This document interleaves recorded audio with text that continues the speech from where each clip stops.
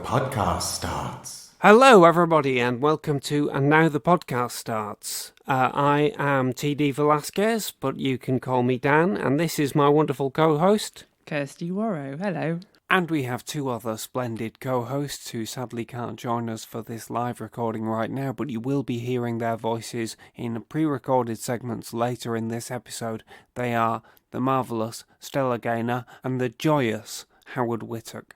This is a podcast about horror and films and other things that the four of us love and enjoy talking about, and we hope you'll enjoy it too. Kirsty, how are you today? I'm not bad. How are you, Dan? I'm all right, considering that it is late April 2020, and we're living in a strange world. Yeah, the context of existential dread. Yes, absolutely. I mean, over here where I am in Greater Manchester in the UK, the weather's lovely. I can look outside the window and see a blue sky, and it's almost pretty enough to distract me from the eerie, terrifying quiet. I like to say I think I'm possibly one of the lucky ones. I'm in a nice place. How are things where you are? Well, I'm in Shropshire, somewhere in the wilds, and my context is similar to yours in that it's very lovely outside, but I'm inside with the in a darkened room, which is how I spend much of my professional life, diverting myself from the kind of horrors of the everyday, and looking at the horrors of the fictitious. Right. Well, I think that sounds like pretty good therapy to me. Indeed. At the moment. Which is why it seemed like a good idea to create this podcast. You and I both love horror. We do. And we've been talking for some years with our other friends about doing a show, and we're finally doing it. And I think the reason is because it just seemed to me that with the world in the state that it is at the moment, anything anyone can do to put out content, to reach out, to keep conversations going about cultural things, and to remember the things that we were enthusiastic about before our lives turned into a horror movie, then I think that was probably a good thing to do. Absolutely. And also, we have the time now, so, it seemed silly not to. We do, yeah, that's true as well. I'm kind of in a lucky situation in that, I work from home anyway. I'm between jobs at the moment, but my second job that I do all the time is I care for my elderly mother who I live with. So this actually could be one of those podcasts where the host gets interrupted and has to shout, "Mom, I'm busy," at some point in the middle of the discussion. So living at home and just dealing with the domestic situation and doing a bit of work while I'm doing that is kind of usual for me. And I even get a little bit of money for being a carer as long as the wheels of government administration keep turning. So I definitely feel like I'm one of the lucky ones. You're a key worker, aren't you? Because you work in education. Yes, I am. I'm not, again, one that's going out to teach at the moment, hence why I can kind of fit in this. Now, I normally teach A-level students film studies, occasionally media studies. So I would normally be at this time on a Wednesday, welcoming in kind of group of 20 students and making them sit in a very darkened room for a couple of hours and thinking about, kind of films and and kind of what they say about the world, and kind of trying to broaden their horizons somewhat successfully. So that's what I would be doing if the world wasn't in such, kind of disarray at the moment. But yeah. Yes, we have nostalgic learnings for the times when we could actually gather in large numbers in a darkened room. I know. Oh, I so look forward to doing that again. Yes. And also just going to a cinema. Yes, and we will. Yes. It's only recently that I've been able to enjoy going to a cinema in a kind of straightforward way, because for a very long time my hometown didn't have a cinema, and then in 2016 it opened one. Wow. So for the first time in my life, I've had, apart from when I was at university, I've had a cinema within walking distance of my house, and I could basically just go and see a film if I felt like it. Last Halloween, I went to see The Shining, which was re-released briefly, and that was just great to be able to go and do that. Wonderful. I really enjoy the cinematic experience, and possibly one of the reasons why I let myself off slightly for not having seen as many films as perhaps I think I should have done is that as I've got older, I've kind of got more and more attracted to the idea of going to see films at the cinema, so I won't necessarily watch a film when it's on TV or it's available some other way. I'll say to myself, I'll wait until I get a chance to see that in the cinema. That's a pretty poor excuse, really. Well, yeah. I mean, I kind of get that, the kind of differentiation between a film that you think, I like that's special. I can see that I want to have a, kind of a particular, kind of eventful experience with that particular film. But for me, it just, I've got 2 young kids, and so any opportunity I have to put films in my eyes and my brain, that particularly films that they kind of aren't allowed to see, I will grab forcefully with both hands. Of course, brilliant. I don't blame you at all. And this seems like a good time to explain to the listener that you and I know each other going back a couple of decades because we were at university together studying film. Indeed, and it was very many years ago now. But yes, I don't know about very many, Kirsty. Just because there were people being born when we were at university who now will be almost old enough to go to university doesn't mean it's a long time. It seems pretty quick to me. I think what you'll find, Daniel, is that the people who were being born when we were at university are probably in about first years, second years, I think, if they went straight from sixth form. Oh dear. Which is a rather depressing thought. If you're going to be realistic about it, Kirsty. Sorry. But no, we had a great time, and it still seems pretty fresh to me. We discovered loads of wonderful films, and we learned about films. We made films. Yes, it was a long time ago. One of the reasons I picked that university to go to, which was Sheffield Hallam, was that they were one of the last universities or places in the country at the time teaching how to edit on film. Yeah, I think that was a draw for me as well. Yeah. Looking back on it, I'm not sure in my life why that was such a huge draw, because basically it didn't give me any skills or knowledge which I could bring into my place of work. Obviously, I think they probably stopped teaching editing on film quite soon after that. And in fact, by the time we had, graduated, we'd started off making short films and editing them on film, but then we were doing them digitally, or at least we were editing them digitally by the end.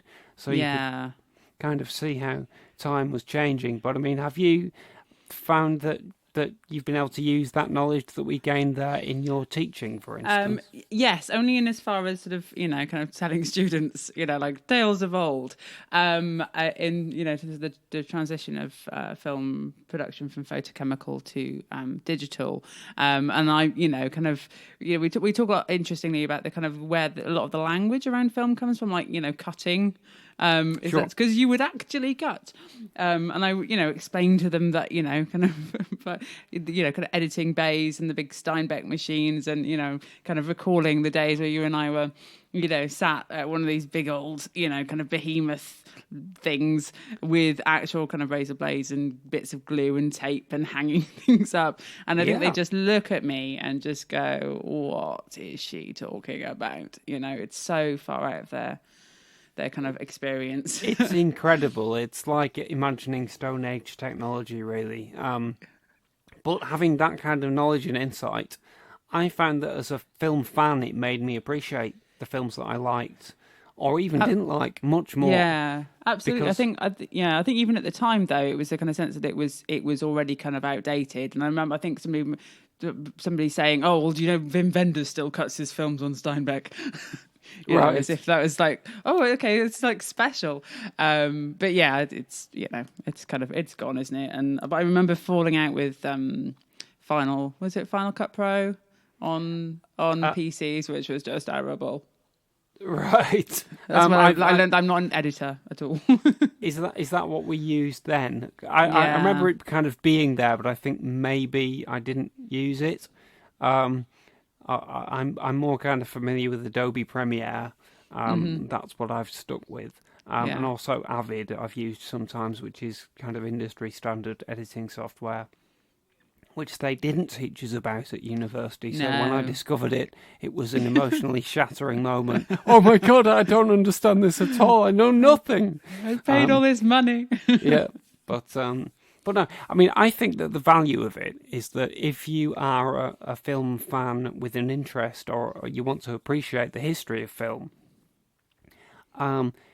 even now that we're in the midst of the digital age of film making, the vast majority of the history of film is still analog. Maybe 90% of all films ever made will have been created using these completely outmoded techniques. But a film only has to be 20 years or so old, maybe a bit older, to have been made in that way. And certainly, when you look at really early films, which are still very entertaining. I mean, I think Howard and I have recorded an episode of this show, which is going to be about the 1973 film Horror Express, but we kind of talk about the history of films set on board trains and the technical problems of shooting on a train. And the first film that did that, or one of the very early films, was Alfred Hitchcock's The Lady Vanishes in 1938, which is still a very entertaining piece of work. And when you think about everything they had to get together, they had to mesh perfectly to create the illusion of just a moving train. Yeah, I mean, it's astonishing, isn't it? That just the kind of the inventiveness and the kind of, I mean, I think just thinking about the kind of evolution of horror cinema, or in tandem with the evolution of cinema more generally, is really interesting. And hopefully maybe we could think about a, kind of future episode around looking at, German expressionism films. I think that's definitely something we'll But do. I mean, it's like, if you look at, again, not horror specific, but if you look at the, kind of films like Metropolis and the kind of the techniques that Fritz Lang made people come up with just to make that film, it is absolutely astonishing. And there's a lot of jokes now in the contemporary film industry about kind of film productions. Oh, you just fix it in post, it's fine, we'll fix it in a computer later. Is easy, but it kind of diminishes, I think, the kind of the ingenuity of kind of practical filmmaking, practical effects.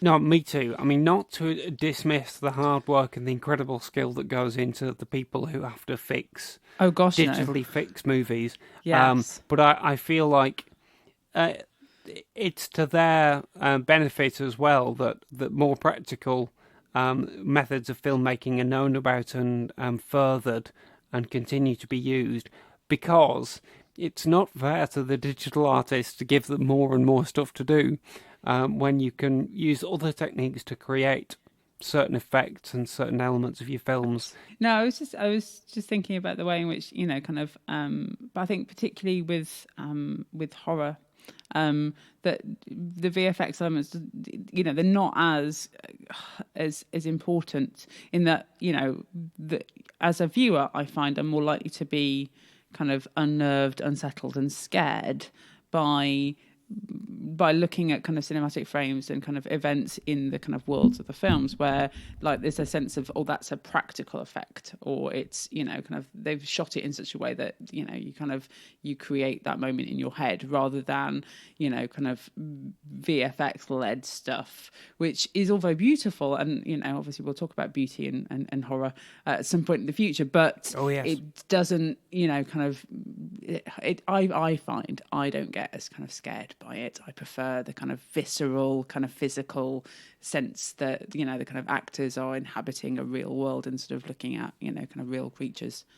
Yes, I think so a lot of the time. But I also think when I'm thinking of that kind of thing of farming more stuff onto the digital side of filmmaking, it's not just the effects. It might be simple things that the the practical filmmakers could have done, and that they didn't do for some reason because they're so used to things being fixed in post. Yeah. So that chair shouldn't be in the back of that shot. Oh, we'll just get the VFX guys to erase it. And I think that's probably not a great use of the VFX people's time and skill. No, I mean, are we talking about, kind of Henry Cavill's moustache? Yes, Yes, absolutely. that kind of thing. It's like, oh, okay. No. I mean, not a good use of their time. That's not horrible. You could do a whole episode, probably a whole series of podcasts about how bizarre that decision was on Justice League. But anyway, also another idea is horror films which aren't actually horrors. In that, I have had kind of discussions again with students more recently about how like Cats works really well as a sort of surreal horror. That's interesting. So kind of picking out films that weren't intended to be horrors, but actually potentially are best viewed with that kind of, in that lens. Yes, I think that's really interesting, and I think that will be something which we'll come back to kind of recurrently in the show, is what is horror really, and how do different people define horror, and where can you find horror in unusual places? Because to me, a horror film is kind of any film that's scary, for instance, but also it has to be kind of frightening for me in an entertaining way, and certainly, and I have complete respect for films that do this. Some horror films set out to not be entertaining, to be kind of grueling, and other films are grueling or frightening without setting out to be that way because that's the subject matter they're about. Yeah, absolutely. I think, kind of generically, it's really difficult sometimes to kind of point, without falling back on the really kind of old kind of tropes and kind of generic conventions of the likes of the slasher and, the kind of exorcism movie, to actually point at, kind of what is clearly defined kind of horror. There's so much, of kind of, stuff that is science fiction or thriller, that kind of has these horror elements. Just thinking something like Alex Garland's Ex Machina, which is clearly sci-fi, but has this deeply unsettling tone. Yes, kind of and clear moments of even tropes that are borrowed clearly from kind of horror. Yeah. And yet, not, for most people wouldn't necessarily be considered horror, but I find it horrific and beautiful. I agree, actually. And I shall certainly be checking out Alex Garland's new project, Devs. Oh, I have been watching. Oh, okay, I've not seen it yet. So, it's the same, and it is beguiling and terrifying and well controlled, and all of that stuff. A phrase which gets used a lot at the moment is the uncanny valley, and I think that his films have a mastery of that. Ex Machina is a great example of the weirdness of the character who is a machine, but also seems very human in lots of ways, but not quite. And there's a fascination to that, but also there's a sense of terror to that, which makes it compelling as a film, I think, even though it's, supposedly not a horror film. No.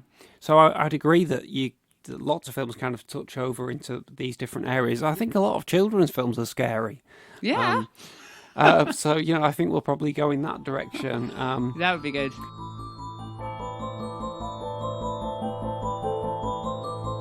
Well, seeing as we started discussing things that might come up later in the podcast and which interest us about horror and things like that, it might be a good idea to give the listener a little bit of an idea of the direction that the podcast will follow and what kind of shape it will take, and indeed why we wanted to do this in the first place. So the four of us have been having separate conversations for years about possibly doing some kind of horror-related podcast together, but we never knew exactly what the format would be, and we just started recording bits and pieces that we'd like to include without having a real idea of the overall structure of it.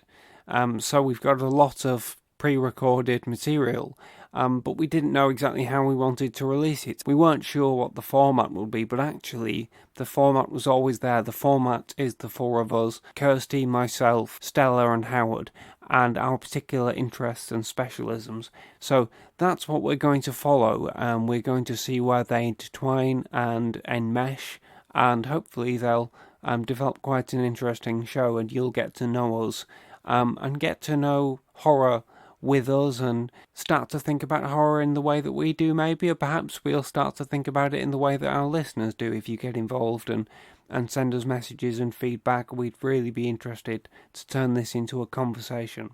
So therefore, I think it's probably a good idea to give the listener an idea of what could be coming up in the podcast and what kind of topics we'll come to and return to repeatedly. A main kind of recurrent theme of the episodes of the podcast will be ourselves discovering classics of repute from film and TV that we really should have watched by now. We've always meant to get round to, but just haven't. Yes, yeah. So that sense that we, it kind of comes out of us, not, kind of being maybe as kind of literate as we would perhaps like.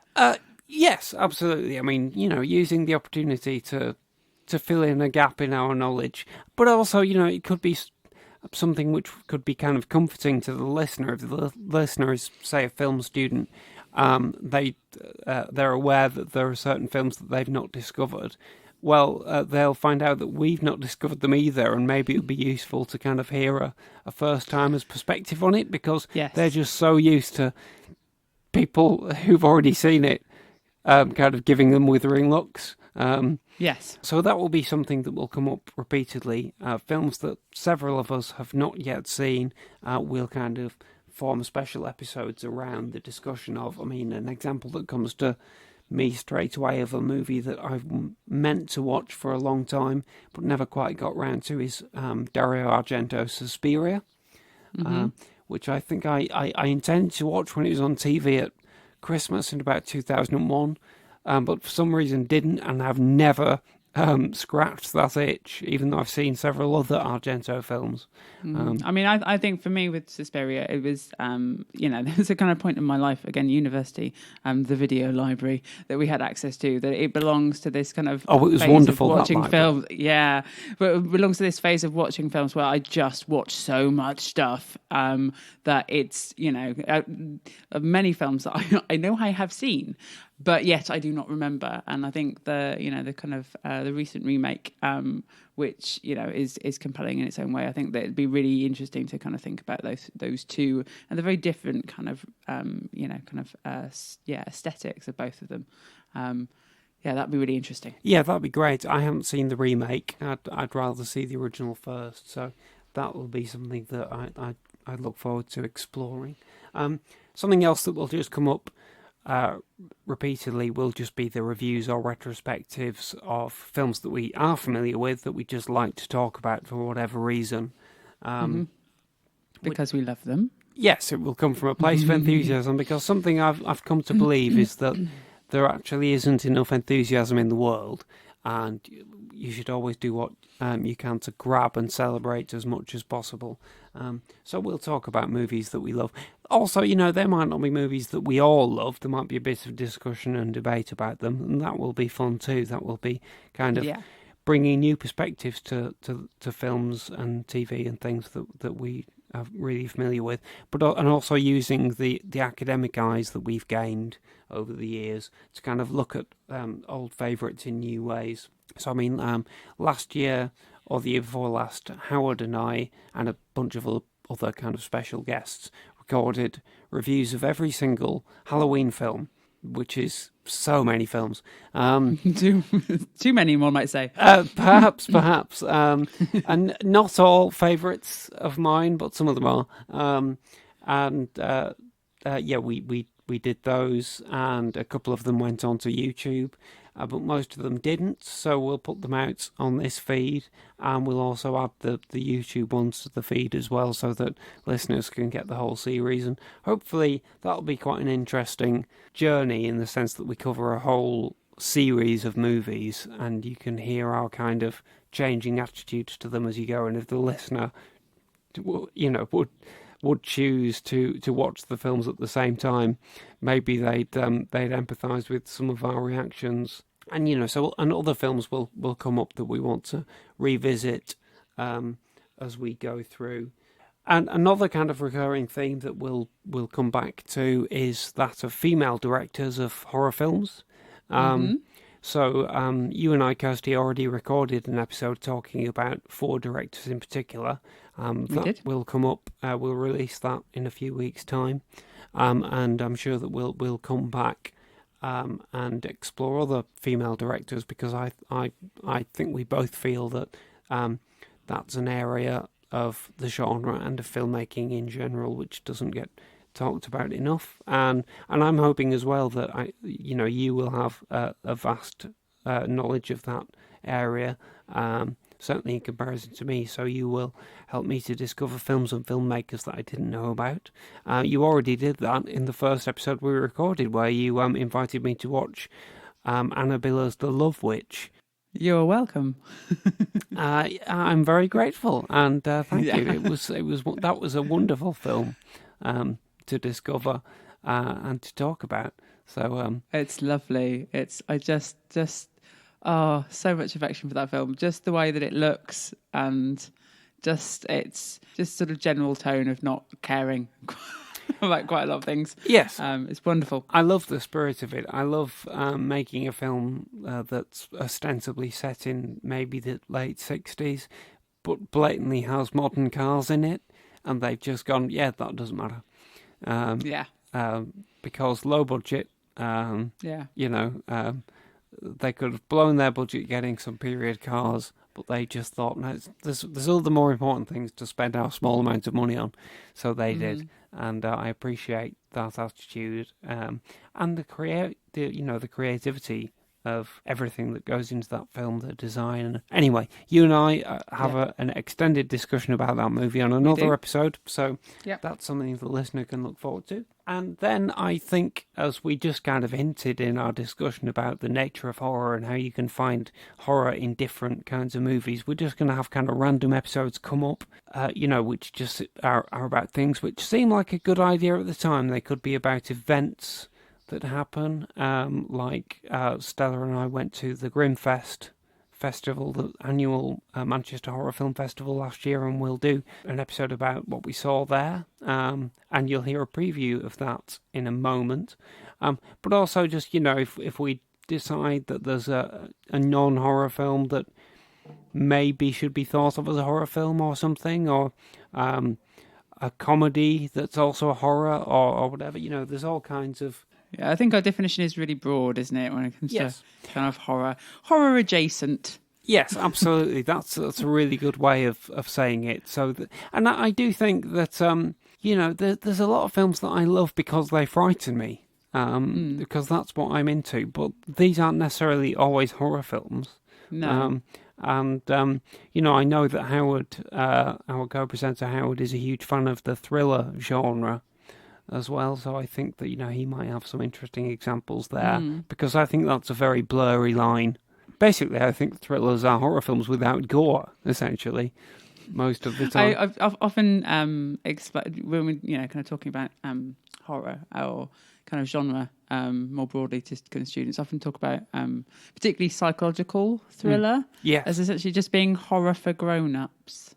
Right. Well, yeah, absolutely. Sort of slightly more realistic kind of setting. I mean, the often the emotional responses are different, but thrillers are. Yeah, I think a good way of thinking about them is they're sort of slightly more mature, aren't they?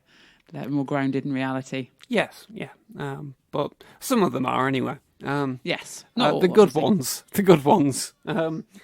But yeah, so I think that'll be an interesting area of discussion. And the fact that this podcast isn't entirely about horror in a way, horror adjacent as you say, kind of brings us to the title of the podcast. Yes, Dan. What exactly? What does the title mean? Well, yes, you may well ask, Kirsty. So there is a movie that came out in 1973 with a wonderful title, And now the screaming starts. The title has nothing to do with the plot of the movie at all. It's a horror film, and it stars Peter Cushing, who is you're perhaps my favourite deceased actor, and very close to me and Howard, as we'll discover as we go through this podcast. And anyone who's kind of a fan of him or of the kind of history of British horror films probably will recognise that title, and therefore will get a hint from the fact that our podcast is called what it is. They'll think, this is a horror films podcast, maybe. Also, I think the title of the podcast is kind of loose. It kind of allows us to make the podcast about whatever we want it to be about, because all it has to be is a podcast that starts. I like that you have built in the flexibility. Yes, there for evolution, transition, growth, development. And something I always did think, which I suppose I should mention, is that I kind of always imagined that the first episode of the show would be you and I and our co-hosts Stella and Howard all talking about that movie, because it's familiar to me and Howard. I don't think you've seen it. I don't think Stella had seen it before, and it made sense to me to us actually kind of address that film in the first episode. However, because of the situation we're in, we can't all get together online. Stella and Howard's segments, at least for now, will all be kind of pre-recorded ones, of which there are many, and that will be good listening, hopefully. But we'll have to come back to, and now the screaming starts at a later point, because I think we should kind of all be in on it. I look forward to that. So that will bring us to our first segment, really. As I mentioned, Stella is unable to be here live because she's not quite set up for remote recording yet. Hopefully she will be soon. But I thought to introduce the listener to Stella in the first episode, and so that we are all featured in the first episode, we could have a clip from the discussion that Stella and I recorded at Grimmfest. So to introduce you to Stella and Grimmfest, Stella is a media lecturer at Media City UK, and she has a doctoral PhD in horror television. So her interests are pretty specific and her knowledge is pretty deep. She also has a background in filmmaking. I've known her since sixth form college.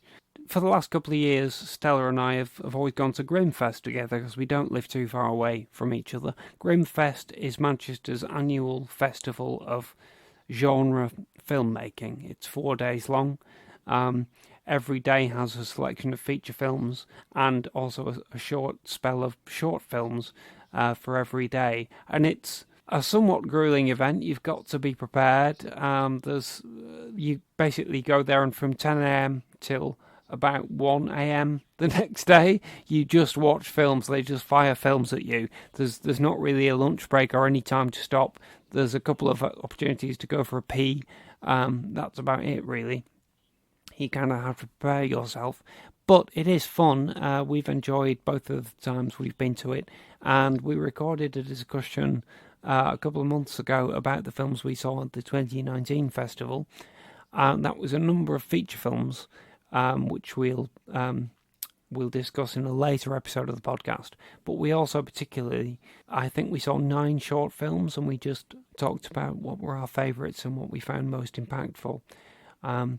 So what we'll do now is we will flash back in time so that you can hear me and Stella talking about our impressions of those. I feel like there should be a sound effect.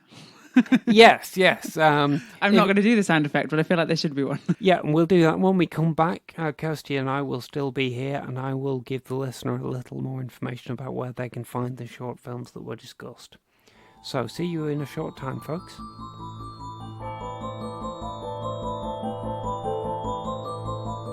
Well, we saw a total of 9 short films, didn't we? We saw one that was kind of an appetizer almost at the very start of the day. An appetizer. Yes, appropriately enough. And then we saw a compendium of 8 shorts in the middle of the day, and there were some of the filmmakers in attendance to talk about them as well. So these were kind of several short films of between 5 and 15 minutes length each. And I don't want to go on a litany of describing every single one of them. No. So I just thought I'll ask you, Stella, what do you think was your favourite of the shorts that you saw? My favourite was definitely Bedtime Story, which was Spanish. It was only 9 minutes long, directed by Lucas Paulino and Angel, it's probably not said like that, Angel Torres. And it's the little synopsis here is a witch that is observing from the apartment across the street, and a story no child should ever hear. I think with short films, I sometimes feel a little bit unsatisfied because I never feel that there's quite enough. But with Bedtime Story, for a 9-minute short film, it had a beginning, a middle and an end, and it was contained, and it told a story, and it ended on a very, very creepy note that I thoroughly enjoyed. I mean, I do like a witch. Right, okay. Generally. But yeah, of all the shorts that day, that was the one that I felt was complete and genuinely creepy. Yes. I thought it had a couple of effective jump scares. It did as well, which I don't love a horror film that relies on jump scares, but I think a good jump scare that's earned is a good thing. And you're right. The atmosphere in that one was great. One of my notes just says SNES because I think the two young boys in it. There's just like a camera pan along their room or the corridor leading to their room, and there's a Super Nintendo just kind of sitting in the shadows. And I thought, oh no, that's like my house. They not had a more up-to-date game system in like 25 years. Oh dear. Something I noticed with Bedtime Story and with some of the other shorts that were non-English language, all of the dialogue was subtitled, but not the actual title of the film. So therefore, I didn't always know what film was coming on. But I worked out this one was called El Cuente in Spanish. El Cuente. So, which I think is the story. The rather story. than the bedtime story. It also, I was actually glad that it was called El Cuente because calling it bedtime story, I might have immediately had a reaction because about 15 years ago I produced a short film called The Bedtime Story, which somebody else wrote and directed. No. It's a film better buried. It's just an interesting unplug. An interesting experience of being stuck in a situation where you have to make a film and you don't really want to. You don't really want to. Only film graduates have this kind of bad experience, but probably everybody does. So, which one will I pick out of? What was your favourite short? Well, I'm going to talk about Changeling, which was a British 10-minute film written and directed by Faye Jackson. I don't think it was the best short. No. But I just thought it was the one that had the most potential. It's about, well, I'll read the synopsis. A new mother becomes increasingly mesmerised and appalled by the strange transformations happening around her baby. She instinctively hides them, unaware they are building towards a final metamorphosis. Hers. Hers. I don't really know what that means. And I still didn't really know, having seen the film. You could kind of, I think possibly more than any of the films we saw that day, you could really see the low budget on this. You know, the way it was shot, it was murky. I mean, for instance, in Why Don't You Just Die, I kind of thought, this is the kind of movie that a really clever, low-budget director might have wrote if he had a really interesting flat and he'd just come up with scenarios that could happen in it. Yeah. And I couldn't work out whether it was a real flat or whether it was a set they built. It was probably a set, but maybe not. Whereas this, it's like everything in it is clearly they found a location that they've got for a couple of hours. It's their mate's flat in town. Yeah, there's like a scene where she goes to like a mother and baby group. And they are horrifying. I can testify to mother and baby groups being horrific. That was an accurate piece of real life horror. Yes. Okay. And I thought that the way that they chose to manifest some of the weird things happening, well, I couldn't really tell what was meant to be happening.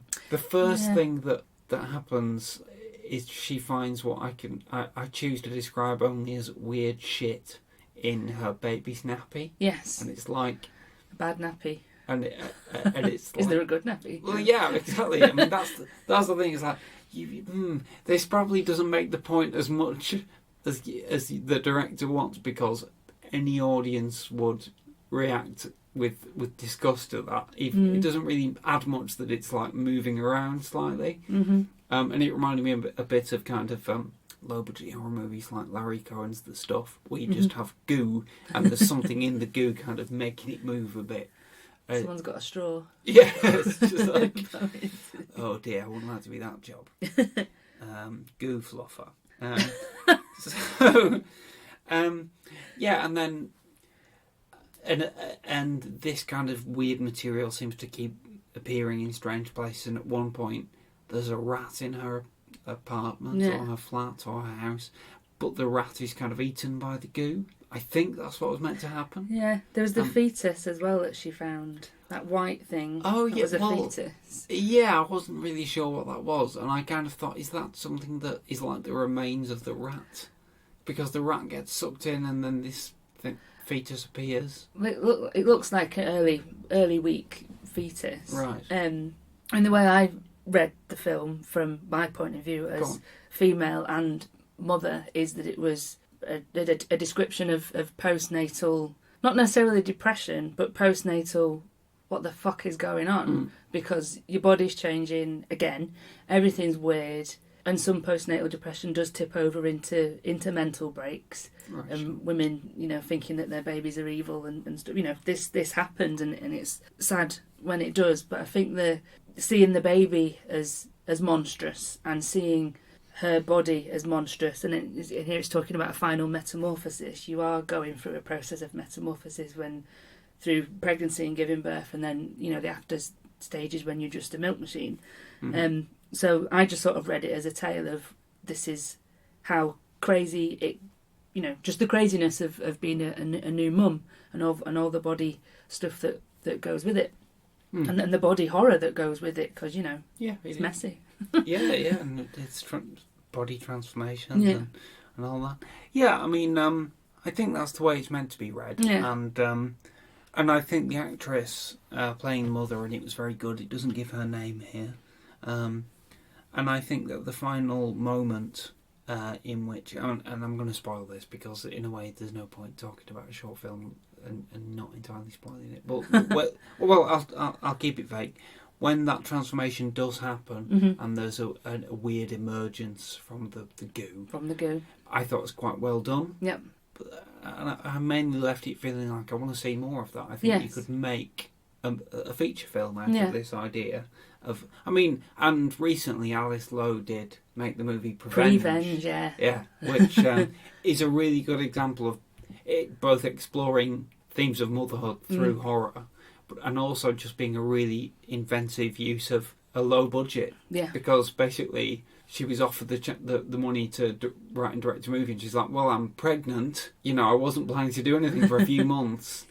But the window was there, so she thought, well, just use what you got. And, And she did, and it's a fabulous film. It is a great movie, and, a huge recommendation on that level. And I think, just going back to Changeling, I think that it could be expanded in a similar way. And it would be good to meet other characters like... the dad, the father, who's seems to be absent.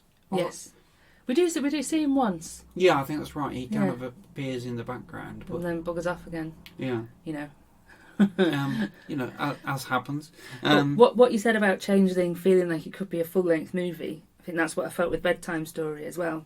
The spooky witch and kids, being frightened at bedtime. I think that could be elongated, and with Bedtime Story, I felt like I wanted more. Built from watching more of that, because that was good. Whereas I think with shorts in general, I always feel a bit, Yeah. Is that it? What's happening? I don't understand. Actually, I'd like to see more done with Bedtime Stories as well, because there is obviously a great tradition now of full-length ghost stories coming out of Spain. Yes. By directors like J.A. Bayona. Yeah. The Orphanage was amazing. It really was. And there's been several others. And I saw one a few years ago called The Baby's Room. Right. I don't know what the Spanish title was, but it was about two new parents start to hear strange sounds coming over the baby monitor, which is a great hook. Yeah. And terrifying. Well, yeah. I can't remember where it went with it, but it was worth a watch. I was definitely afraid of our baby monitor when we had one. So we'd put her to sleep in the bedroom, we'd sit in the living room and the baby monitor would be on, and I picked up and held the baby monitor close to my ear. I must have done it once every 3 or 4 minutes when I should have been just taking that time to relax, but the fear of hearing something on the monitor that you shouldn't be hearing is definitely a thing, for sure. Because I guess, having, not being a parent myself, but I guess that you become attuned to always hearing that, because that's the point, isn't it? You're always kind of listening to it, or at least part of your brain is. Yeah, you're always just sleeping with sort of one ear open, basically, all the time. Anyway, don't have kids. I think the window is closing, so that's all right. So just a couple of other films that of the shorts that I'd like to mention. There was this movie called Stop, which I thought was a strange one because it's not a horror film, but also it was possibly the most psychologically intense experience I had all day. Well, do you want to read the description of this one? Okay, Stop. A traffic stop turns sinister when 2 black men encounter a small town cop on a power trip. And I think from that you can kind of see or hear where the tension comes from. Yes, absolutely. In the movie, and it was very tense. Yeah, it's obviously a US film. It's directed by Stephen DeGennaro. There were 2 levels of tension to it. One of them is because of the world we live in, and so many the Black Lives Matter movement, and so many incidents in America where deaths have been caused by interactions between white police officers and black individuals. I just thought, what is this going to do? And I was just eating my own fist, essentially. I'd also just read Malcolm Gladwell's book, Talking to Strangers, which has quite a lot about the kind of social factors, not just racism, but other things too, the more complex things, which make these interactions really dangerous. Even, there are incidents where something completely innocent has resulted in a death. Maybe not a shooting there and then, but like there's the case of Sandra Bland where she was pulled over for failing to signal when she was turning. Yeah, and it should have been a quite standard interaction where she was let off with a warning, but it escalated, so she got arrested and later killed herself in her cell. And Gladwell talks about the fact that in a way a lot of these officers, it differs depending on what part of the country they're in, but a lot of them are kind of trained to be on edge. They're trained to look for danger signs and to interpret things in the worst way. So it's really easy for the wrong word to kind of escalate to something dreadful. And this film, you're kind of throughout it, you're waiting for that to happen in a way. I also had a fear, which contributed to my sense of tension, that is this movie going to turn into like a hackneyed presentation of these horrible real life events, which I think it's fair to say it doesn't do that. No, it kind of goes as far as it can in just exploring that tension, and I thought it was just really impressively done. So worth a mention, even though it's not a horror film or not a genre film. It is horrifying, but just really well done, and I think that the director is probably going to have his name on a feature movie release sometime soon, Stephen DeGennaro. And just before we move on from the shorts, I think we just need to mention Asparagus Tips. Asparagus Tips. Which was the first film we saw all day. It was a little preview, 4-minute short film just before Tone Deaf in the morning. The dinner party kicks off with the final guest to arrive, the oddly named Asparagus Tips. We soon gather that her name comes from her asparagus hands. After the starter doesn't go according to plan, she steps up to the plate, literally, and offers her tips for the party. Oh dear. It's basically a really good comedy sketch. Yes. Which, and I think a lot of short films, when they work, do fall into that, because they have the structure of not the beginning, a middle and an end like a story, but a beginning and a middle and a punchline like a joke, and therefore you've got tension and then something happens at the end, and this is exactly that. you know, you've got the weirdness of this woman turning up to this dinner party with asparagus fingers. Asparagus fingers, yeah. And then the guests kind of discovering that they'd like to eat them, or making that decision, and it getting weirder from there, which it actually does get weirder. It's because it's asparagus tips, but they want to eat her fingers. It's like vegan cannibalism. That's interesting. That would possibly be an even better title, actually. It's a really well done. It reminds me of, like, you know, it's really British. It's got it's very, very English. Yeah. It's got a kind of Mike Leigh, Abigail's Party kind of social satire thing to it. It reminds me of those kind of plays, like Spike Milligan and John Antrobus's The Bed Sitting Room, where you mix ordinary politeness with something really weird, and or a movie like, and I haven't seen it, so I'm just guessing, but there's a play in a movie called The Ruling Class, which was made with Peter O'Toole in the late 60s, which I think leans towards the idea that the relationship between rich and poor is either metaphorically or actually cannibalistic. Yeah. A lot of these kind of things mix something really violent and grotesque with that kind of gentility of. So it fits into that tradition. Asparagus Tips herself is played by Carrie Lloyd, who I've never seen before, but I know her work because she presents a podcast called Griefcast, talking to comedians about death and grief, and I got introduced to that through Adam Buxton's podcast. Right. She's very intelligent and funny, but I've never seen her act before. But in this movie, she's got, both in her performance and her general screen presence, she has a kind of meekness and a very kind of likeable, tragic quality of wanting so much to be liked and to be accepted in the right kind of social circle that you she can hack off her fingers and fry them with butter and it'll be fine. Yeah, so that was I think that was a great little movie to wake us up with in the an aperitif. Yes. And I would recommend it. It's a little movie that needs more exposure. I think they should put it on DVD releases of all the films. Yes. Channel 4 should show it all the time. I'll just mention that the director of that film is called Sam Bailey. So, well done, Sam. Thanks, Sam. I look forward to finding the next release from Sam Bailey.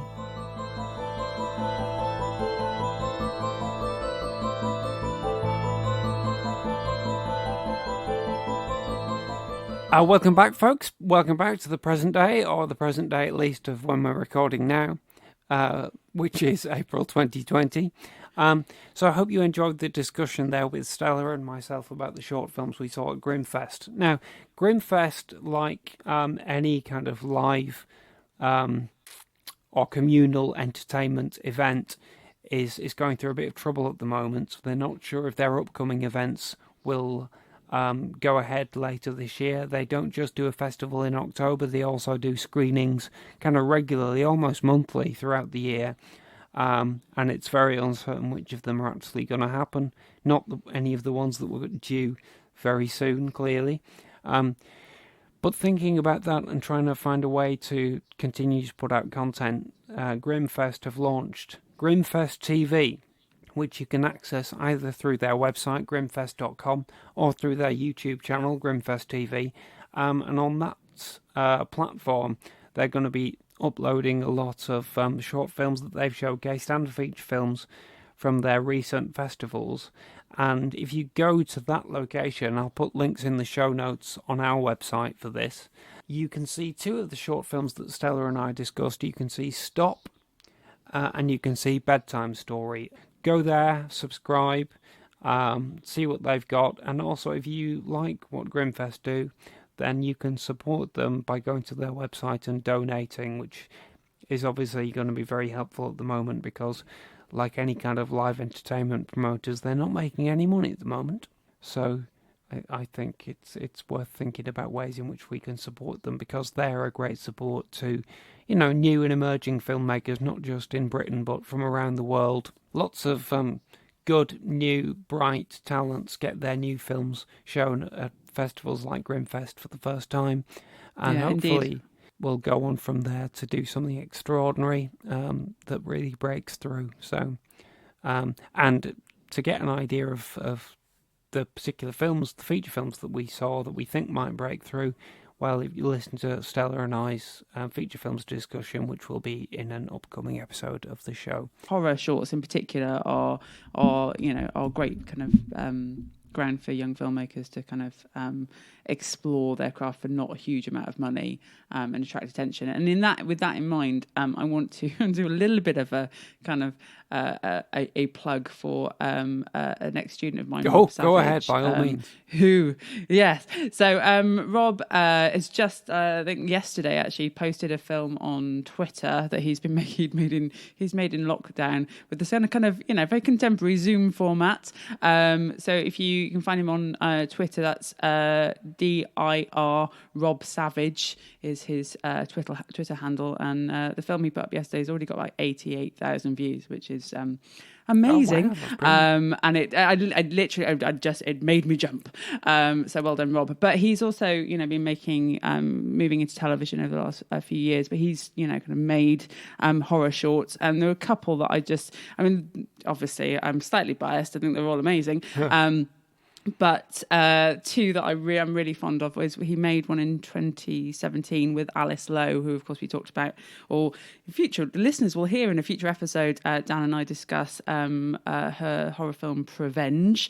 So she features in a short that he did called Salt, which is very atmospheric, very lovely, very short and to the point. And he also made a film, I'm not sure on the date, with Paul McGann, which is also a kind of horror, and again very, very, very short, so not a huge amount of time commitment for you folks, and you can find those at his website, which is www.rob-savage.co.uk. So you'll find links there, and also obviously the kind of new one, which I'm not sure if it has a title. Right. I love the idea of someone using the medium of Zoom to create a horror film in this situation. Yes. Creative responses to the lockdown is what we need, I think. And I went on a Zoom pub quiz this weekend, so that was a new one for me. I think it's going to be a cultural shift, all these kind of things. People finding new ways to have fun online and to be creative and to communicate and keep the conversation going. I think that's great. We'll put that link also on our website, andnowpodcast.com, in the post of this episode. So it should be fairly easy for listeners to find Rob's short films. So now we'll go on to our second kind of breakout segment of this episode, or our second archival segment of this episode. To introduce our fourth co-host and another kind of ongoing theme of the podcast, the final kind of ongoing theme, which we'll come back to recurrently as the show goes forward. So our fourth host is Howard Whittock. Some listeners may know that a few years ago, Howard and I started a podcast called the Cushing Podcast, which was our exploration of all the films made by two of our favourite, sadly deceased actors, Peter Cushing and Christopher Lee. And that's a lot of films, so we thought we could get a lot of episodes out of that. Unfortunately, we only managed about 5 or 6, but we did get some really nice feedback on the ones we did. Some listeners said some really nice things, so we always wanted to bring it back, but I thought it was important to kind of do it regularly, or do it as part of something that was regular, because unfortunately Howard and I discovered that as we were unable to remotely record the podcasts, we had to meet up. We live in different counties, and therefore it just became very, very difficult to even keep to a monthly release schedule. So I kind of thought, well, maybe we could carry on doing it if we have another podcast which is kind of regular, and the Cushing Podcast kind of makes occasional appearances. So that's what we're going to be doing. We've already recorded our first new episode of that, which is about the 1973 film Horror Express. And we're going to add that to this podcast feed in a few weeks' time. Any listeners who have been following the Cushing Podcast since we started it in 2016 will have been waiting a very long time for a new episode. So, as a little acknowledgement and a thank you to the people who we know we've been keeping waiting for a long time, the new episode of the Lee Cushing podcast about Horror Express is available as of now in one of two ways. You can either donate £1 a month, or just a one-off payment of £1 to our Patreon page. Or, if you don't have the money to do that, and I understand, plenty of people are tightening their belts at the moment, given the situation we're all in, just email us at our usual email address, which can be found on our website, andnowpodcast.com. The email address is ambisoulslimited@gmail.com. Just email and let me know that you'd really like to hear the Horror Express episode now, and I'll send you a link so that you can listen to a preview version of it. It won't be absolutely the entire final episode. There are going to be a number of elements of it which we will eventually add, such as the usual comedy sketch and things like that aren't included at this point because they take longer in the edit. However, the main discussion of the film will be there if you'd like to hear it right now. In the meantime, I'll also find all the old episodes and add them to this feed so that listeners can kind of catch up, and then it will be a journey that we'll go on together through. I think those two actors made around 24 films together, as well as some TV shows and things, so we'll kind of cover all of those. But what I wanted to do was include Howard and this theme in the first episode somehow, and therefore what we have now is a short pseudo episode of the Lee Cushing podcast that Howard and I made a few years ago with a live audience in Manchester and at an event called Stage Fright, which was a day-long celebration of essentially horror theatre. But they gave us a short slot to basically talk in front of a live audience about a randomly selected film from the canon of Peter Cushing and Christopher Lee. So we went in front of a small audience and we had a bag of potential films, and we picked one at random and talked about it. And it was fun for us. I hope it was fun for the audience as well, and I hope it'll be fun for the listener. It sounds fun. Oh, good. I'm glad to hear that. I won't reveal immediately what the film is going to be, but you'll hear us kind of choosing the film, and it's only a short segment, so the film that is chosen will be discussed at greater length in a later full episode of the show. But for now, you can hear Howard and I, and hopefully an enthusiastic audience talking about the film which is chosen. So enjoy, and once again, Kirsty and I will still be here when you come back to the present day.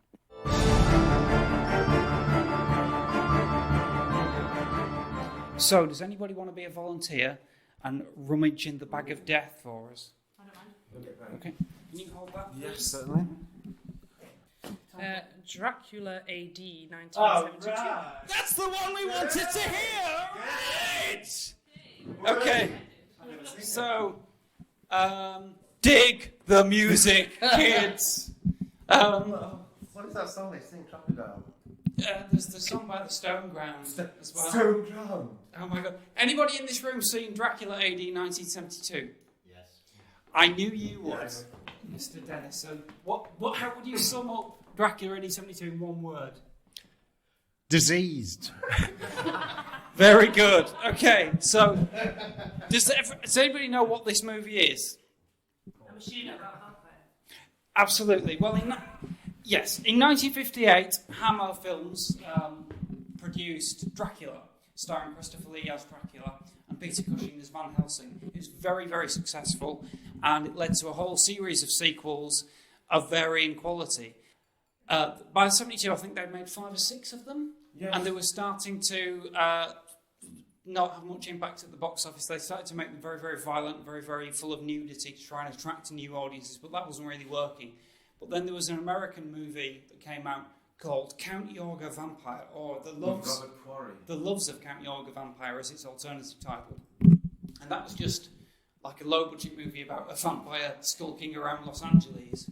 But because it was modern day and it was very down-to-earth, it was really fresh. It wasn't set in the kind of Victorian Middle Europe milieu that most of these movies are. So somebody at Hammer decided, hang on a minute, that works. Let's do one of our Draculas like that. Let's bring him up to date. So they paid a writer to come up with Dracula AD 1972. They brought back Peter Cushing as not the original Van Helsing, but Van Helsing's great-grandfather, grandson, who was called Lorimer Van Helsing. Lorimer Van Helsing, and Christopher Lee, who was resurrected from being dead in a very convoluted manner involving drugs and kids who were on drugs and into like rave music. Well, not rave music. Well, I'm not quite sure. They all look about 30 years old. They're all supposed to be teenagers. And one's dressed as a monk. Yes, for no reason. They all get around in this abandoned church and do this kind of sexy ritual, which is supposed to be for kicks. But the evil leader of the group, whose name is Johnny Alucard, which is in no way a clue to his... No, certainly not Dracula backwards. If it was that easy to solve, if it was that easy to solve, Peter Cushing's character would not have to grab a piece of paper, write Alucard on it, and Dracula on the bottom, and then draw lines to work out they were the same. To be honest, I'm fully impressed you've got your marbles, because that's something I've never had. All right, okay, well, I respect that. I respect a man who is able to go marble free. You could argue that these marbles are just a decoy, and that I've never really had proper marbles. But Johnny Alucard backwards is Dracula Enoch. Exactly. I think that's probably the most intelligent comment anyone's ever said about Dracula AD 1972. So they get round in this ritual, and Johnny Alucard puts some weird music on and goes, "Dig the music, kids!" Seriously. And then they mix up some ashes into blood and pour it over Caroline Munro's bust, and that's what brings Dracula back to life. And it certainly is enough to wake anyone up. What do you think about Dracula AD 72, Howard? Well, the thing is, of course, it's not very good, and I love it. Absolutely. I just think it's kind of... no, I don't know. I mean, I suppose I watched it as a kid, and I loved it then, and when I was about 12 years old. And yeah, it's not very good. It doesn't make a lot of sense, but it's kind of... It's fun. It's fun on its own sort of... Is it trashy, bad, yes. cliche? I mean, the dialogue's really terrible, isn't it? Yeah. The dialogue written for the young people. One of whom is a young Michael Kitchen, or relatively young Michael Kitchen. And the others just disappeared. No, well, there's... Stephanie Beecham. Caroline Munro. One of them was played by Janet Key, who was, about a year later, was playing Regan's wife in The Sweeney. Oh, wow. So that's how teenage she was. Yeah.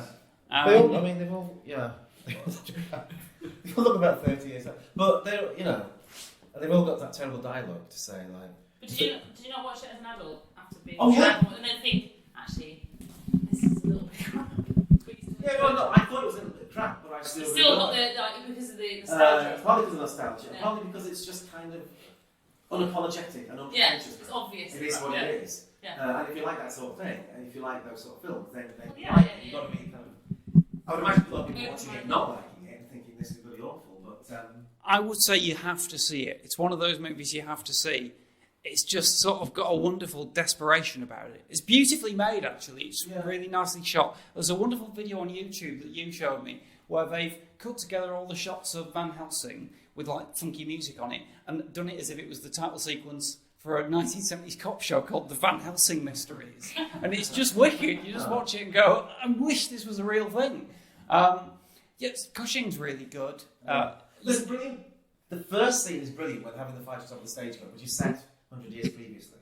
And Christopher Lee and Peter Cushing are fighting on the stagecoach, and it crashes, and he stakes them and everything. And that's really well done. And then the credits start, and it all goes downhill after that. So well, the credits... The next 90 minutes. There's the amazing thing. It starts with the funeral of the old Van Helsing, doesn't it, in 1872, whatever. And the camera kind of shows the coffin lowering down into the hole, and the title comes up saying Dracula. But then the camera pans up into the sky, into this beautiful blue empty sky, and suddenly a bloody 747 jet appears in it, like that, and the thing goes, 1972! What? And the music, and that funky music starts up, all the older Hammer movies.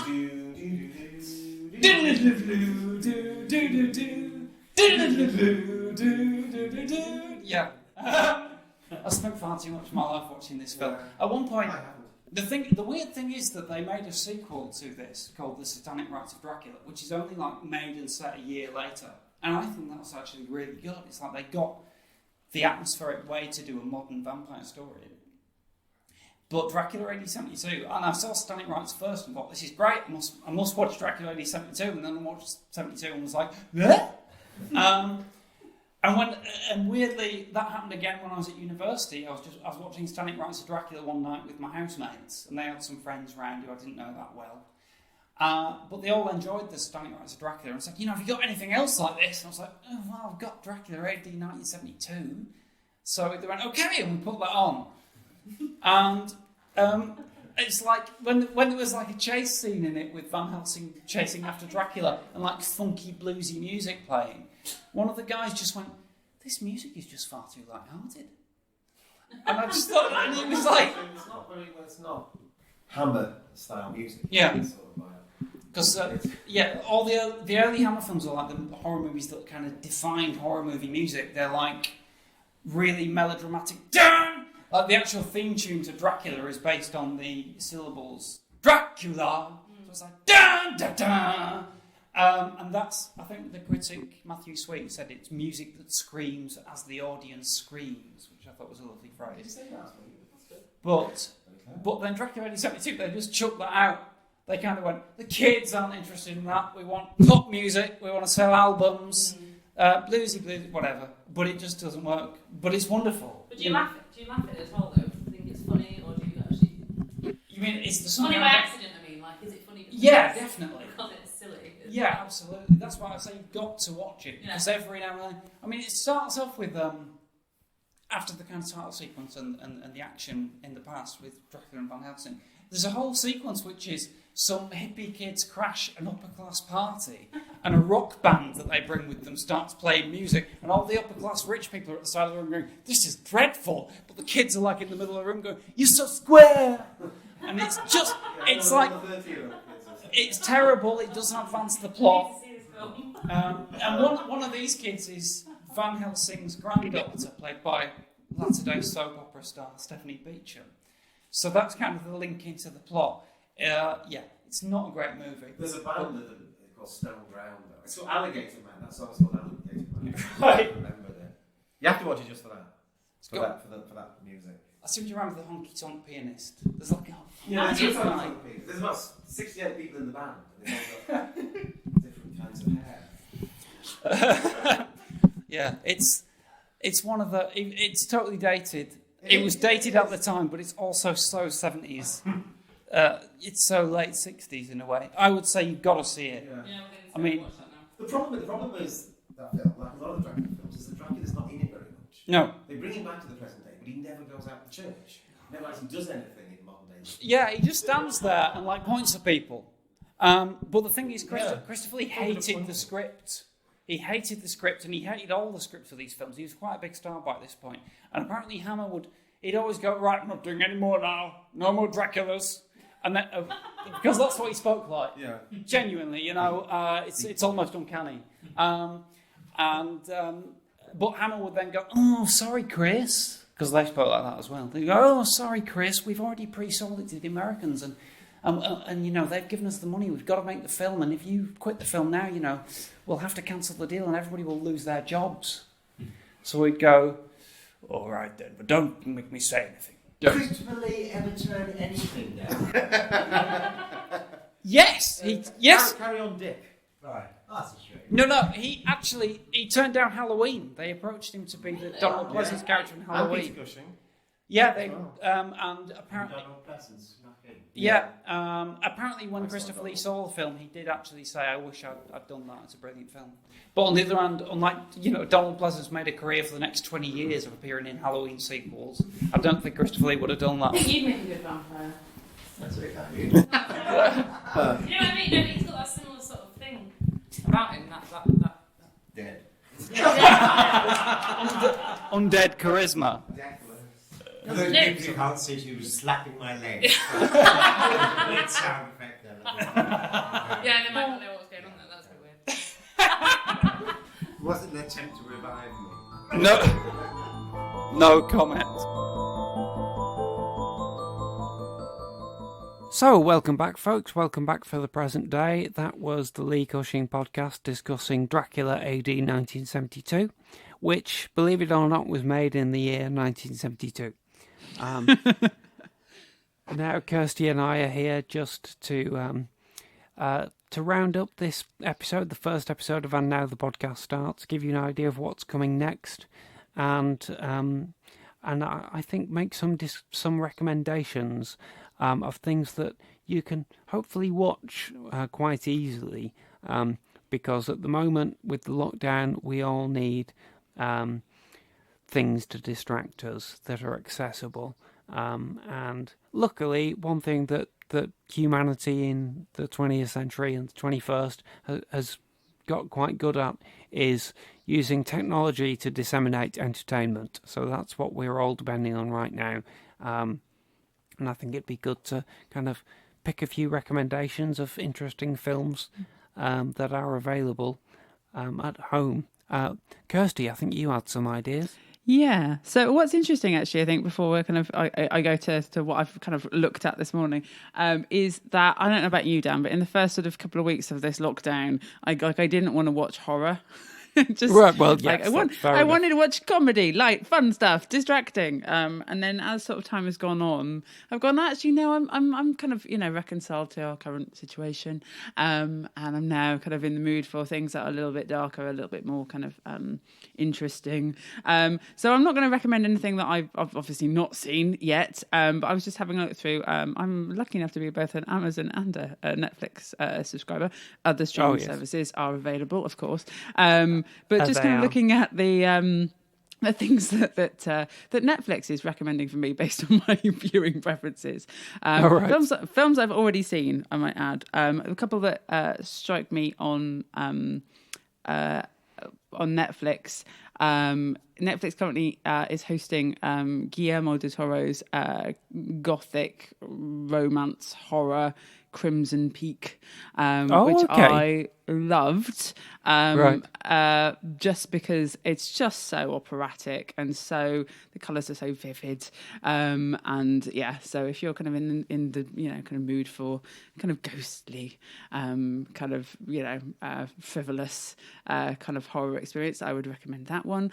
And then my other recommendation, actually, it wasn't kind of deliberately chosen to kind of fit in with things we've already discussed this episode, but Alex Garland's second film, Annihilation, is also on Netflix, and that has one of those things that I love in horror, which is just that deep sense of building existential dread throughout it. It looks beautiful. It has some really lovely horror set pieces, but it is, kind of slightly more cerebral, kind of thinky horror, bordering on science fiction. So I would thoroughly recommend that. I also note that they also have Darren Aronofsky's Mother on Netflix, which I've not seen, because along with Midsummer, that's one of those films that I would like to see, but I feel like I need to put my big girl pants on to watch. Right. Haven't as yet got round to it.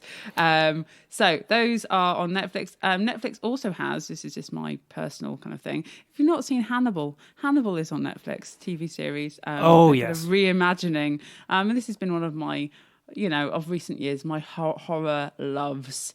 It is, again, deeply unsettling, beautifully shot, well acted, and doesn't quite behave in the way that kind of most network television shows do. It is, if you think Hannibal Lecter, check that out, because you probably don't know this one. And then my final recommendation is slightly more in that vein of being kind of lighthearted. On Amazon, on the recently added movies section, is Taika Waititi and Jermaine Clement's beautiful, amazing What We Do in the Shadows, which is, of course, hilarious, but From a horror perspective, I'm a big kind of gothic vampire fan. And the way that film kind of just draws out the kind of archetypes of vampires in films and on cinema history, juxtaposes them and puts them all in a flatting situation is marvellous and an utter joy. And of course, if you enjoy that, then there's also What We Do in the Shadows, a television series, which I think is on the iPlayer. Ah, brilliant. You've actually drawn a few things there from my vast internal library of stuff I've never got round to watching but always meant to. Well, there you go. So it's good to know that they're actually available to me quite easily, because I am a Netflix and Amazon Prime person at the moment. In fact, most of the reason I subscribed to Netflix was to watch Annihilation, but then I've never actually got round to it. It's amazing. I love it. It looks wonderful. But I will say that I have seen 2 series of Hannibal, and I did love it. And I'm glad to know that that's on Netflix as well, because I can catch up on the final season. I think we might have to do a whole episode about Hannibal at some point. I think we do. I think we really do. I think 3 out of the 4 of us are huge fans of that show. Okay, so then that definitely has to be a thing that happens. Yeah, it just does. That can be one of the enthusiastic episodes. Yes. So my recommendations, I went on a slightly different route. I scanned what's coming up on the Horror Channel over the next week, because the Horror Channel is always there, and Freeview and such. It's very accessible. The movies that I appreciate and know a lot about tend to be older. So I noticed 2 examples coming up there. On this coming Monday, which is the 27th, I think. Yes, although it's at like 10 to 1 in the morning, so actually technically that's Tuesday, I suppose. But there is 1958's The Mummy, starring Peter Cushing and Christopher Lee, which is actually going to be the next episode that Howard and I are due to record about their films. That's quite fun. It's not one of the greatest films ever, but I do have a bit of a leaning towards that kind of faux Egyptology horror. And I think that's quite a good example. There are better ones. I think quite a good idea for a future episode is basically you explaining to me, I am not a kind of British horror, Cushing the kind of fan, nor do I know a huge amount about either. So, kind of a introduction for newbies would be a really good one, just because I would go, oh, okay, now I understand a little bit. So, I mean, I've seen some films, but not in a way that is, particularly kind of, perhaps, kind of has the reverence and the respect that you imbue. Oh, bless you. Well, I'd love to do that. That'd be great. We'll bring you in. That'd be grand. Another film that's coming up next week on the Horror Channel on Thursday, the 30th of April, is Phantasm, which is a pretty classic example of kind of low-budget filmmaking, made in 1979 by an American director who was, I think, 25 at the time. There are some reports that Don Coscarelli was actually 20 when he made the movie, but it might be 25. Either way, it's really impressive as a piece of work. In some ways, it's clearly a movie made by a 25-year-old guy. There's a lingering shot of a topless woman in the first scene, I think. But it's quirky and imaginative and really well done in surprising ways. I saw it for the first time a couple of years ago when it was re-released in a 4K restored print. And without spoiling anything, there was one bit in it where my friend who was sitting next to me in the cinema, who'd never seen it before either, just leaned over to me and went, "Superb." That's a recommendation. I would say definitely. And also, I think it has one of the great 70s funky horror film themes. The music in that film is just great. And a random other recommendation I've got, that's when I was just thinking about things that are available easily.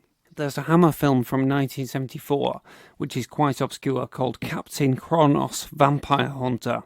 It's one of those movies that was really obscure until just a few years ago, when things started to, the digital proliferation of releases kind of dredged up a lot of things which had been more or less lost. Mm-hmm. And now it kind of turns up on the Horror Channel quite a lot, but also it's on Amazon Prime. Is it one of those ones on Amazon Prime where you just keep scrolling and you keep going, and then you get to the really weird stuff? Yes, absolutely, yes. It is. And what's particularly weird, though, is if you do fancy watching it, don't watch it on Amazon Prime because it's on YouTube officially on the Hammer YouTube channel.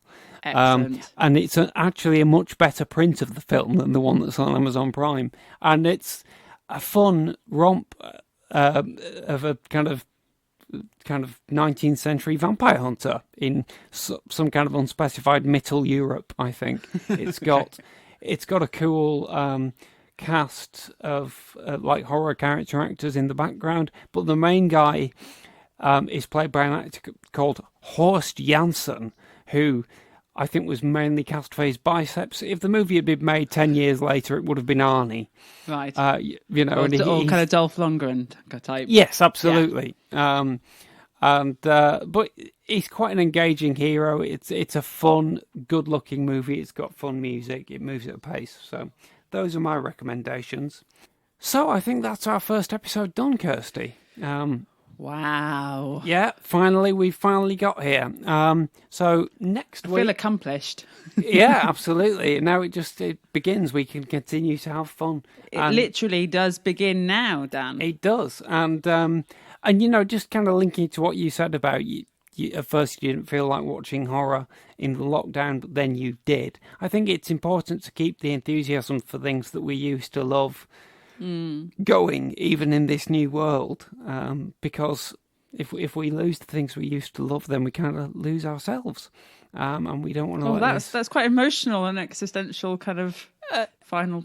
I imagine you now sitting in some sort of kind of drawing room in a smoking jacket and a leather chair, kind of this is your kind of final piece to the camera. Well, obviously thought for the day with Dan. Your vision of me there is entirely accurate. Of course it is. So, yeah, and hopefully we'll just kind of keep that enthusiasm going. And on that note, next week, and it will be just a week from now when we release the second episode, it's going to be a special episode dedicated to a film which is a sort of strange love of mine, Halloween 3 Season of the Witch, a controversial and not wildly popular movie, but very, very interesting, and therefore Howard and myself and lots of different guests kind of contributed to an epic length discussion of it from a number of different angles. I've been working on that podcast for such a long time. It's turned out to be so complicated to edit together a show that has about 10 different people speaking in it. And I hope that it will be interesting both to people who know the film and hopefully love it, people who know it and hate it, which there are many, and also people who've never heard of it. It will kind of be spoiler-free for a great part of it, and hopefully we'll give you an idea of why we think it's interesting, so you might want to check it out. So we'll come back next week and present that show. But for now, Kirsty, thank you so much for joining me this week. And Thank you for having me. It will just be a few days before we get to have another such chat. Take care. Bye, Dan. Bye, everybody. Bye. Bye. Bye. You have been listening to And Now the Podcast Starts. Produced and released by Ambidextrous Solutions Limited. Presented by Kirsty Warrow, T.D. Velasquez, Stella Gaynor, and Howard Whittock. Special thanks to Greg Hume for our original theme music, and to Brian Gorman for our original artwork. All dialogue and music clips from films, TV shows, and trailers are used for the purposes of criticism, in the spirit of fair dealing as defined in UK law, and fair use as defined in US law. No copyright infringement is intended. Please visit our home on the web, www.andnowpodcast.com, for more content and contact details. Or visit our Facebook pages at AndNowPod or at Lee Cushing Pod. Follow us on Twitter at AndNowPodcast or at Lee Cushing Podcast.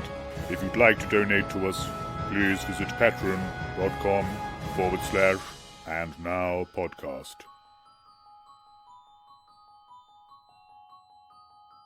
And now the podcast stops.